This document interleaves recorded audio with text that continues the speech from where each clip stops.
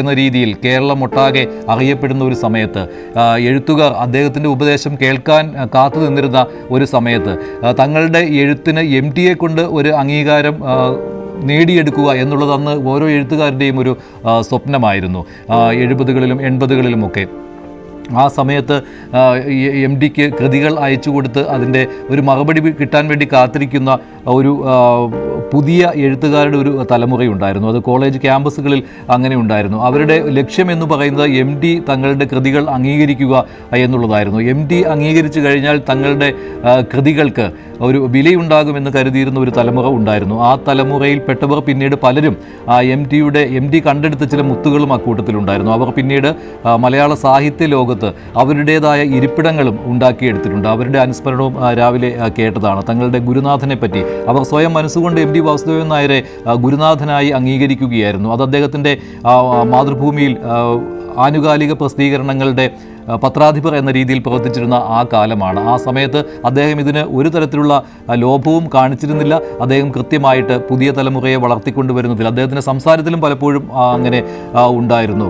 പുതിയ തലമുറയിൽ പ്രഗത്ഭരായ എഴുത്തുകാരുണ്ട്, വായനക്കാരുണ്ട്, വായനയിലൂടെ എഴുത്തുണ്ടാവുകയുള്ളൂ എന്ന് MD ആവർത്തിച്ച് പറയുമായിരുന്നു. MD ഒരു വായനക്കാരനായിരുന്നു. അദ്ദേഹം രാവിലെ കാരശ്ശേരി മാഷ് അനുസ്മരിച്ചതുപോലെ ആരോഗ്യം അനുവദിക്കാത്ത സമയത്ത് പോലും ഒരു ദിവസം വാസുദേവൻ നായർ എത്ര പേജുകൾ വായിക്കുമെന്ന് ചോദിച്ചപ്പോൾ ഇപ്പോൾ 50 പേജുകളെ വായിക്കാൻ കഴിയുന്നുള്ളൂ കാരശ്ശേരി എന്ന് പറഞ്ഞ ഒരു MD ഉണ്ട്. അപ്പോൾ ആരോഗ്യമുണ്ടായിരുന്ന സമയത്ത് വായന എത്ര പേജുകളുടേതാണെന്ന് ചോദിച്ചപ്പോൾ MD പറഞ്ഞത് 300 പേജുകൾ ഒരു ദിവസം ഞാൻ വായിക്കുമായിരുന്നു എന്നാണ്. അപ്പോൾ 300നെ ഒരു വർഷത്തെ ദിവസങ്ങളുമായി കണക്ക് കൂട്ടുമ്പോൾ എത്ര ആയിരക്കണക്കിന് പേജുകളാണ് MD ഒരു വർഷം വായിച്ചിട്ടുണ്ടാവുക. അപ്പോൾ കാരശ്ശേരി മാഷ് അത്ഭുതത്തോടു കൂടി ഇക്കാര്യം ഇന്ന് പറയുകയാണ്. അത് MD എന്ന വായനക്കാരനെയാണ്.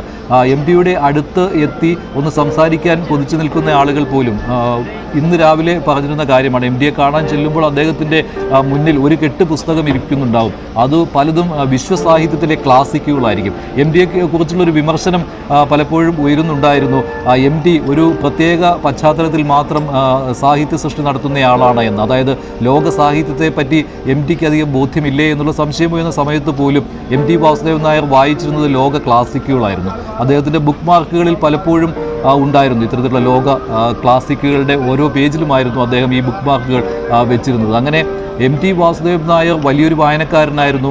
അതോടൊപ്പം തന്നെ അദ്ദേഹം എഴുത്തിൽ ഒരു പ്രത്യേക നിഷ്ഠ അദ്ദേഹത്തിനുണ്ടായിരുന്നു. അദ്ദേഹത്തിൻ്റെ ഒരു കഥാ പരിസരമുണ്ടായിരുന്നു. ആ പരിസരം വിട്ട് അദ്ദേഹം സഞ്ചരിക്കുന്നത് വളരെ അപൂർവമായിരുന്നു. പക്ഷേ അത് അദ്ദേഹം സ്വമനസാലെ ഉണ്ടാക്കിയെടുത്ത ഒരു കഥാ പരിസരമായിരുന്നു. അതിലൂടെ തന്നെ അദ്ദേഹം ആസ്വാദകരുടെ ഉള്ളിൽ, അദ്ദേഹത്തിൻ്റെ വായനക്കാരുടെ ഉള്ളിൽ ഇടം നേടി എന്നുള്ളതായിരുന്നു ആ എഴുത്തിൻ്റെ ഒരു ചരിത്രം, ആ എഴുത്തിൻ്റെ ഒരു പ്രതിഭ ഒരിക്കലും പറ്റാത്ത ആ എഴുത്തിൻ്റെ ഒരു സർഗ വൈഭവം എന്ന് വേണമെങ്കിൽ പറയാം. MD വാസുദേവൻ നായരുടെ മൃതദേഹം കോഴിക്കോട് മാവുകോട് ശ്മശാനത്തിൽ എത്തിച്ചിരിക്കുകയാണ്. അല്പസമയത്തിനകം സംസ്കാര ചടങ്ങുകൾ നടക്കും. MD വാസുദേവൻ നായർ ഇനി എരിഞ്ഞടങ്ങുന്നതിന് ഇനി നിമിഷങ്ങൾ മാത്രമാണ് ബാക്കിയുള്ളത്. ഔദ്യോഗിക ബഹുമതികളോടെ തന്നെ മലയാളത്തിൻ്റെ ഈ സുഹൃതത്തെ യാത്രയാക്കുകയാണ് കേരളം. പല പേരുകളിൽ MD വാസുദേവൻ നായരെ വിശേഷിപ്പിക്കാം. അദ്ദേഹം എഴുതിക്കൊണ്ടിരുന്ന സമയത്ത് നിളയുടെ കഥാകാരനായിരുന്നു അദ്ദേഹം. അതുപോലെ തന്നെ അദ്ദേഹത്തിൻ്റെ സിനിമാ പേരുകൾ വെച്ചുകൊണ്ട് തന്നെ അദ്ദേഹത്തെ വിശേഷിപ്പിക്കുമായിരുന്നു. ഇപ്പോഴും അത്തരത്തിലുള്ള ഒരുപാട് വിശേഷണങ്ങൾ ബാക്കി വെച്ചിരിക്കുകയാണ്. സ്വർഗ്ഗവാതിൽ തുറക്കുന്ന ഒരു സമയമാണ് ഇതെന്ന് പറയാം. അദ്ദേഹത്തിൻ്റെ പ്രമുഖമായ ചെറുകഥയാണിത്.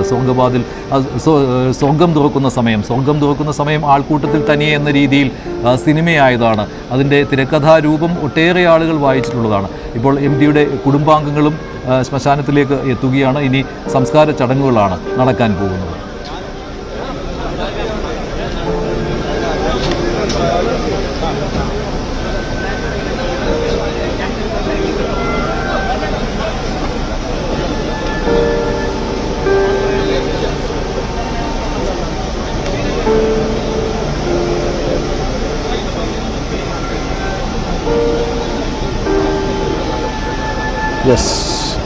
മഞ്ജുഷ് സൂചിപ്പിച്ചതുപോലെ MTയെ വിമർശനാത്മകമായി കണ്ട പല ആളുകളും പലതരം ചോദ്യങ്ങൾ ഉന്നയിച്ചു.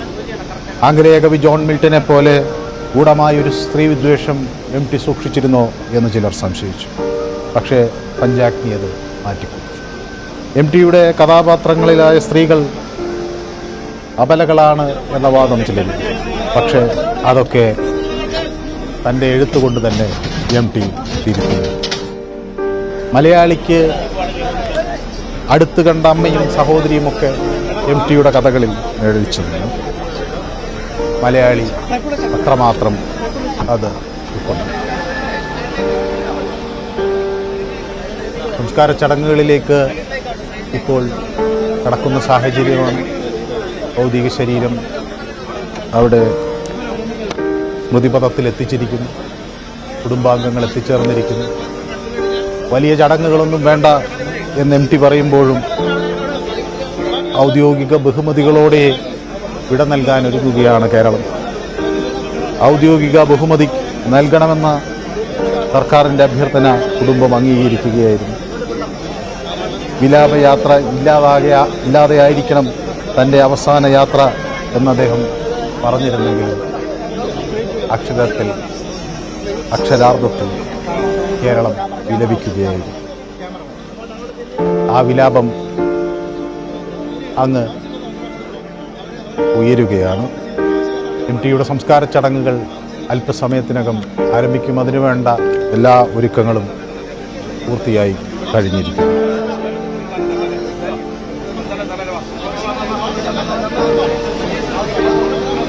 ഒരു വലിയ ജനാവലിയാണ് ഇപ്പോൾ മാവുകോട് ശ്മശാനത്തിലുള്ളത്. കോഴിക്കോടുകാരുടെ ഒരു സ്വകാര്യ അഹങ്കാരം കൂടിയാണ് എം ടി വാസുദേവൻ നായർ. അദ്ദേഹം കൂടല്ലൂരുകാരനാണ് എങ്കിൽ പോലും അദ്ദേഹത്തിൻ്റെ നാട്ടുകാരനാണ് എന്ന് കോഴിക്കോടുകാർ പറയുന്ന ഒരു അവസ്ഥ പോലും ഉണ്ടായിരുന്നു. കാരണം മാതൃഭൂമിയിൽ പത്രപ്രവർത്തകനായി വന്നതിന് ശേഷം അദ്ദേഹം പിന്നീട് എഴുത്തിൽ അദ്ദേഹം വളരെ തിരക്കുള്ളയാളായി വന്നതിന് ശേഷം അദ്ദേഹം കോഴിക്കോട്ടേക്ക് താമസം മാറ്റുകയായിരുന്നു. പിന്നീട് സിതാരയായിരുന്നു അദ്ദേഹത്തിൻ്റെ തട്ടകം. അതുകൊണ്ട് തന്നെ കോഴിക്കോട് എന്ന് പറയുന്നത് കോഴിക്കോട്ടുകാർക്ക് അതൊരു ഭാഗ്യമാണ്. കോഴിക്കോട്ടുകാർക്ക് എം ടിയുടെ സാന്നിധ്യം എപ്പോഴും ഉണ്ടായിരുന്നു. എം ടി എവിടെയാണ് എന്ന് ചോദിക്കുമ്പോൾ അത് എം ടി കോഴിക്കോടുണ്ട് എന്നുള്ള മറുപടിയാണല്ലോ പലപ്പോഴും കിട്ടാറുള്ളത്, അല്ലാതെ കൂടല്ലൂരുണ്ട് എന്നുള്ള മറുപടിയല്ല. അതുകൊണ്ട് തന്നെ എം ടിയുടെ തട്ടകം കോഴിക്കോടായിരുന്നു. അതുകൊണ്ട് തന്നെ കോഴിക്കോടുകാരുടെ സ്വകാര്യ അഹങ്കാരമായിരുന്നു. പലപ്പോഴും നേരത്തെ പറഞ്ഞതുപോലെ എം ടി മിതഭാഷിയായിരുന്നു. ആ മിതഭാഷിത്വം പലപ്പോഴും തെറ്റിദ്ധരിക്കപ്പെട്ട് അദ്ദേഹം അഹങ്കാരിയാണ്, വാക്കുകളിൽ പിശുക്ക് കാട്ടുന്നയാളെ എന്നൊക്കെ പറയുമായിരുന്നു. പക്ഷേ അദ്ദേഹത്തിൻ്റെ സിതാരയുടെ അടുത്തുള്ള ആളുകൾ, അദ്ദേഹം താമസിക്കുന്ന അദ്ദേഹത്തിൻ്റെ വീടായ സിതാരയുടെ അടുത്തുള്ള ആളുകൾ, അവിടുത്തെ റെസിഡൻസ് അസോസിയേഷനുകൾ, അവിടുത്തെ ആളുകളുടെയൊക്കെ സങ്കടം ഇന്ന് കണ്ടതാണ്. അവർക്കെല്ലാം പ്രിയങ്കരനായിരുന്നു എം ടി വാസുദേവൻ നായർ. ഒരു കേരളം മുഴുവൻ അംഗീകരിച്ച, മലയാളി മുഴുവൻ അംഗീകരിച്ച, ലോകത്തെവിടെ മലയാളിയുണ്ടോ അവരെല്ലാം അംഗീകരിച്ച ഒരു വ്യക്തിത്വം തങ്ങളുടെ അടുത്ത് ഇതുവരെ ഉണ്ടായിരുന്നു എന്നുള്ളത് അവരുടെ ഒരു സ്വകാര്യ അഹങ്കാരമായിരുന്നു. അവരുടെ ഏത് ആവശ്യങ്ങൾക്കും എം ടിയെ സമീപിക്കാമായിരുന്നു എന്ന് അവരിൽ പലരും പറയുന്നത് കേട്ടിരുന്നു. പക്ഷേ അദ്ദേഹം വാതിലുകൾ എപ്പോഴും തുറന്നിട്ടുകൊണ്ട് എല്ലാവരെയും സ്വാഗതം ചെയ്യുന്ന ഒരു സ്വഭാവം എം ടിക്ക് ഇല്ലായിരുന്നു. അതിന് എം ടിയുടേതായ ചില കാരണങ്ങളുണ്ടായിരുന്നു. അദ്ദേഹം സ്വകാര്യത വളരെയധികം മാനിക്കുന്ന ഒരു വ്യക്തിയായിരുന്നു. അദ്ദേഹം അത് ആഗ്രഹിക്കുന്ന ഒരു വ്യക്തിയായിരുന്നു. അദ്ദേഹത്തിൻ്റെ ചിന്തകളെ പരിപോഷിക്കുവാൻ അദ്ദേഹം സ്വകാര്യത ആഗ്രഹിച്ചിരുന്നു. അദ്ദേഹത്തിൻ്റെ പല സ്വഭാവ വിശേഷങ്ങളും അത് വ്യത്യസ്തമുള്ളവയായിരുന്നു. അദ്ദേഹത്തിന് ഈ ഔപചാരികമായ കാര്യങ്ങളിൽ വലിയ താല്പര്യമില്ലായിരുന്നു. പൊന്നാട അണിയിക്കൽ പലപ്പോഴും അദ്ദേഹം എതിർത്തിട്ടുള്ള ഒരു കാര്യമാണ്. പക്ഷേ പലപ്പോഴും അദ്ദേഹം അതിന് വിധേയനാവുകയും ചെയ്തിട്ടുണ്ട്. അത് പലരും അനുസ്മരിക്കുന്നത് കേട്ടിരുന്നു. അദ്ദേഹത്തിന് അങ്ങനെ ഉള്ള ഔപചാരികതകളിൽ വിശ്വാസമില്ല. അതിനെ മറ്റൊരു രീതിയിൽ തെറ്റിദ്ധരിക്കപ്പെടുകയും ചെയ്തിട്ടുണ്ട്. അദ്ദേഹം ഇത്തരത്തിൽ ആരുമായിട്ടും ഇടപഴകുവാൻ ബുദ്ധിമുട്ടുള്ള ആളാണ് എന്ന രീതിയിലൊക്കെ വന്നിരുന്നു. പക്ഷേ എം ടി അങ്ങനെയൊന്നും ആയിരുന്നില്ല. എം ടി എന്നത് മലയാളിയുടെ ഒരു സ്വകാര്യ അഹങ്കാരമായിരുന്നു. എവിടെ പോയാലും മലയാളിയാണ് എന്ന് പറയുമ്പോൾ അത് ഞങ്ങളുടെ ഭാഷയിൽ എഴുതുന്നയാളാണ് എം ടി വാസുദേവൻ നായർ എന്ന ഒരു അഹങ്കാരം മലയാളിക്കുണ്ടായിരുന്നു. അത് ഇനിയും അങ്ങനെ തന്നെ ഉണ്ടാവും. എം ടി മാത്രമേ നമ്മളിൽ നിന്ന് വിട്ടുപിരിയുന്നുള്ളൂ. അദ്ദേഹത്തിൻ്റെ സൃഷ്ടികൾ നമ്മോടൊപ്പമുണ്ട്. ഇപ്പോൾ കാണുന്നത് മാവുകോട് ശ്മശാനത്തിൽ നിന്നുള്ള ദൃശ്യങ്ങളാണ്. അവിടെ ഔദ്യോഗികമായ അദ്ദേഹത്തിൻ്റെ ഉള്ള ഒരു യാത്രയപ്പാണ്. സംസ്ഥാന സർക്കാരിൻ്റെ യാത്രയപ്പ് അദ്ദേഹത്തിന് നൽകുകയാണ്.